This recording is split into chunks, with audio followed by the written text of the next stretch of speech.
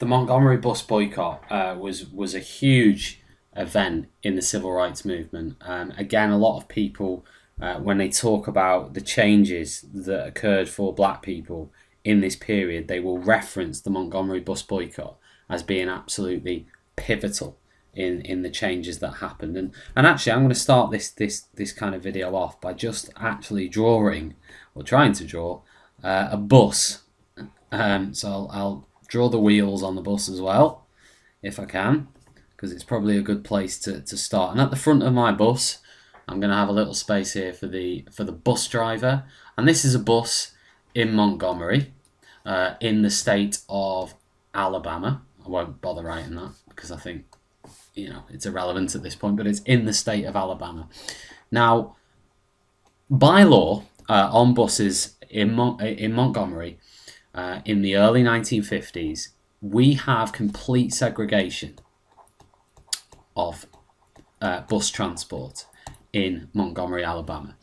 What that means is, on a bus, you've got your front section of the bus here, and in the front section of the bus, you've probably got, most buses, 10 seats at the front of this bus.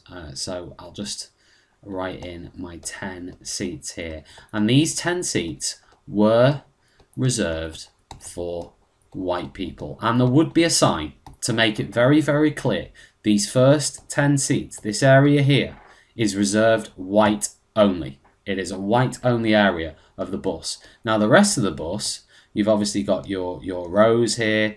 There's going to be quite a lot of rows in the rest of the bus. But you've got to remember, this is a period where a lot of people don't own cars, so the buses are absolutely crucial, especially for the poorer element of the community, which is made up by a lot of black people. Now, on this particular day, you've got Rosa Parks, who is a very humble, quietly, softly spoken secretary of the NAACP, travelling to work on the bus. She gets on the bus. She sits in this seat just here, at the front of this section here, which is still segregated, but it is obviously a mixed section. What I mean by that is, on any given row, so this is obviously a row across, this is another row across, on any given row, you could not have a mixture of black and white. So each row had to be either white or black. So if you imagine this row here, on this particular day that Rosa Parks was travelling, there were 4 black people sat across this row. But one of the stops, a white person gets on. The bus is full. The white area is full, and the mixed section here is also full. The white person obviously moves through the white section through to the mixed section, realises there's no seats. He tells the bus driver. The bus driver comes down, looks at the situation. The bus is stopped at this point, and he basically says to these black people here, you're going to have to move. All 4 of you are going to have to stand up right now, so our one white person who is stood here can sit down. You're going to have to stand up in the aisle, but the one white person is going to use your row, essentially, on the bus. The other black people actually stand up, but Rosa Parks refuses to do that. Now, in Montgomery, in Montgomery, there is the city code, and in the city code, the bus driver has the right to actually arrest passengers, and one of the rights of arrest is for breaking the rules on segregation. So he essentially issues an arrest warrant there and then on Rosa Parks. The police turn up. Rosa Parks is arrested. She's taken off the bus. She's arrested. She's taken to the police station, and she's given a fine of $10, which was quite a lot back then, but it's not breaking the bank. But this infuriated black people. That someone like Rosa Parks, a real that looks like an E, but it's not supposed to be. Somebody who's a real at the forefront of the NAACP, who is very mild-mannered, very humble, could be treated in this way. It sparked, a real anger towards the situation on the buses.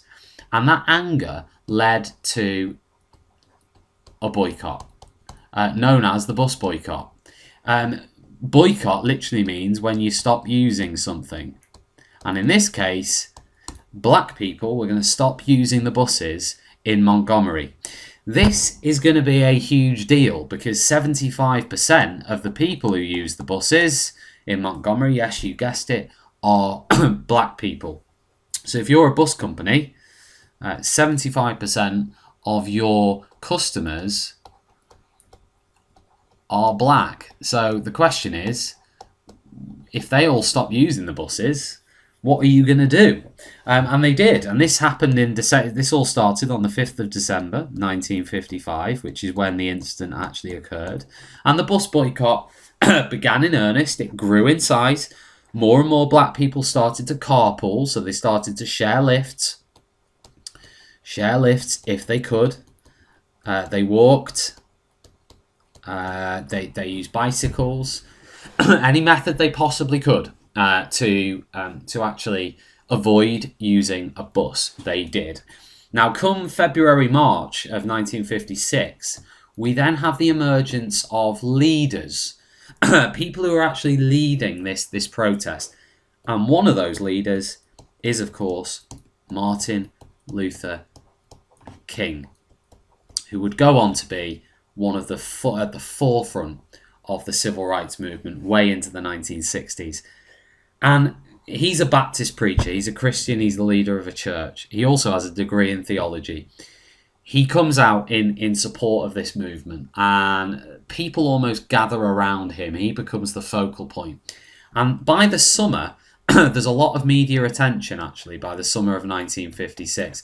Martin Luther King and other leaders suffer from arrests. There are firebombs aimed at their houses.